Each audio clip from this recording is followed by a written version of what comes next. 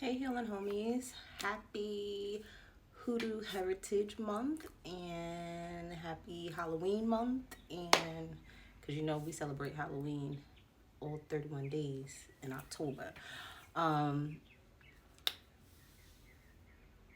Messages. So, someone in your family who recently passed away, they want you to know that they were very, very fond of you. Like, you probably knew this, or maybe you didn't know, or you wasn't too sure if they were fond of you, but this person that has recently passed away in your family, um, they are very, very fond of you. They love you so, so, so, so much. um, this family member is given feminine energy, okay?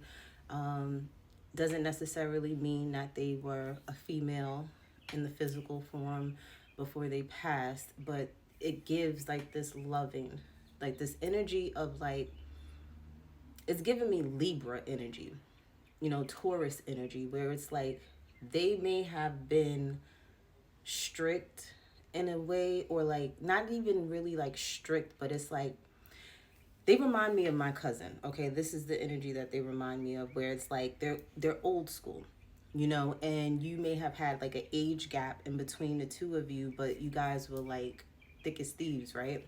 And you gravitated towards each other because you guys had common interest in some sort of way. And I remember her, like, she did not like cut off shorts or skirts that came above the knee, because when she grew up, your skirts and stuff, she wasn't wearing shorts, her skirts were below her knees, all right, or you were wearing pants, okay? And we're not talking jeans, we're talking actual pants. She was the type that didn't wear leggings nowhere, okay, and sneakers wasn't a thing. So you may have had, a family member that I'm talking about that was similar to like that in a way. It wasn't really strict, but it was like how they grew up was totally different from you. So their like structure and mannerisms and morals and values was, a tad bit different, because of the era that, they grew up in. They want you to stay optimistic about life in general. Okay, they want you to remember them with the good times. Okay, it's like they want you to enjoy life to its fullest. Like, they don't want to say life is short, because not everybody's life is short. It's just that, are you living each and every day as if it was your last, um they want you to feel fulfilled at the end of the day. Like, okay, I was able to do everything that I planned on doing today, like stress free and being happy while doing it. It's an energy of you having like this playfulness, this joy, um, every day. Like, they want you to experience joy like every day as much as possible, and to find the joy in things even when your days may not go so great. The full moon is significant, okay? um i see I see somebody like looking in a mirror, but when you look in the mirror you see someone else. It's kind of like you're seeing like the older version of yourself, or the younger version of yourself. It's not who you see, like who you are right now. It's like I'm seeing someone like looking in a mirror, and it's like a flash of like from when they were an infant, a toddler, an adolescent, like a tween, adolescent, young adult. Like, I see like it going back and forth like that. And you could be talking to your inner child or whatever the case may be. But others of you, they want you to learn more about your finances, just finances in general. They want you to either take some classes on it, read a book about it, take someone's course. This is something that you could have been thinking about doing, and this is confirmation for you to do this. Um, you may even have a child that's excellent at math, or you're very good at math. Um, I just heard financial institution. I don't know what that's about. Go there.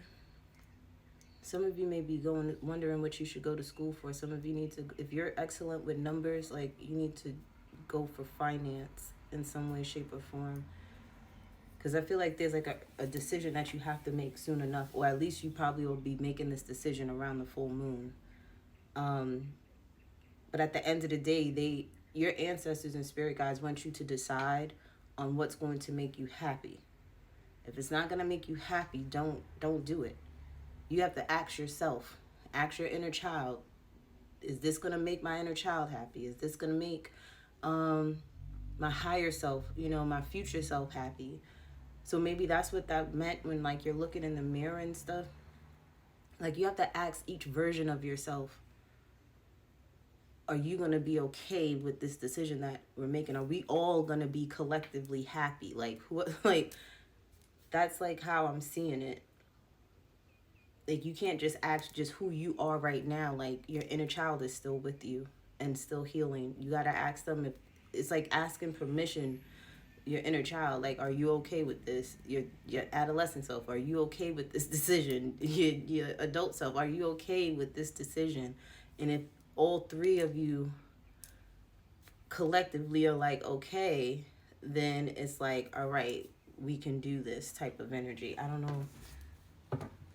I just keep seeing like different versions of a person. Like, it's showing me because, but it's like someone is looking at different versions of yourself, or you're considering each version of yourself when you make decisions, okay? But Spirit, are there any other messages? Yeah, see, because you're healing. You're realizing that you have to ask each version of yourself, because you know that you're healing each part of yourself. Because every, stage in our lives, every phase in our lives, there was trauma, there was blessings, there were lessons, like, so it's like each version of yourself is healing, at the same time. See, you're being more strategic with things. You're being more, with the balance card here, the scales, you're not playing no games with yourself, okay?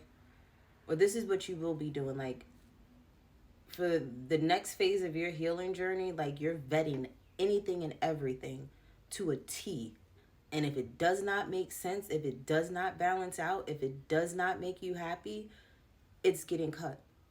Like, this phase in your healing journey, you're not playing any games. It's like you've been through the ringer. You feel like you've been through enough for a lifetime, and that's it. I'm not going through no more.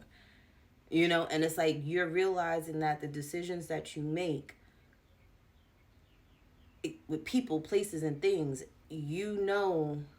certain outcomes. Like, you, for instance, say you meet somebody.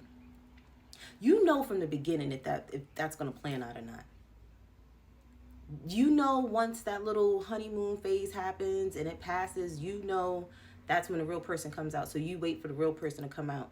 And then when you see things that you don't like, before, you may have sat there and let it slide and said, oh no, and made excuses. This time around, you're not doing that.